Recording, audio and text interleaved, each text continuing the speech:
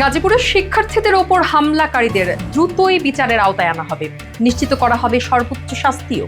হামলায় আহত শিক্ষার্থীদের দেখতে গিয়ে সাংবাদিকদের এমন তথ্য জানালেন স্বরাষ্ট্র উপদেষ্টা মোহাম্মদ জাহাঙ্গীর আলম চৌধুরী। এর আগে আহত ছাত্রদের খোঁজ খবর নেন স্বরাষ্ট্র উপদেষ্টা। ৭ ফেব্রুয়ারি রাতে গাজীপুরে আওয়ামী লীগ সরকারের সাবেক মুক্তিযুদ্ধ বিষয়ক মন্ত্রী আকম ও মোজাম্মেল হকের বাড়িতে হামলার শিকার হন শিক্ষার্থীরা। আহতরা দাবি করেছেন, মোজাম্মেলের বাড়িতে তাদের ওপর হামলা চালিয়েছে আওয়ামী লীগের নেতাকর্মীরা।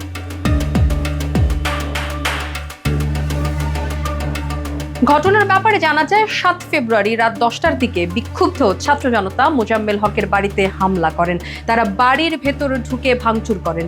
এ সময় মসজিদের মাইকে মন্ত্রীর বাড়িতে ডাকাত পড়েছে বলে ঘোষণা দিয়ে লোকজনকে এগিয়ে আসার আহ্বান জানানো হয়।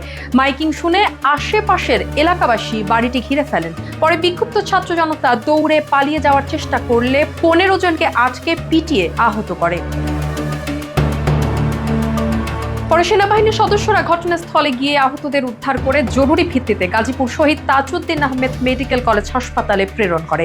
সেখান থেকে গুরুতর ৫ জনকে ঢাকা মেডিকেলে উন্নত চিকিৎসা করার জন্য পাঠানো হয়েছে। ওই ঘটনার পর রাতে ফেসবুকে পোস্ট দেন বৈষম্য বিরোধী ছাত্র আন্দোলনের সমন্বয়ক সার্জিস আলম। এতে তিনি লিখেন, গাজীপুরে আজকেই হবে আওয়ামী সন্ত্রাসীদের শেষ দিন, আমরা আসছি।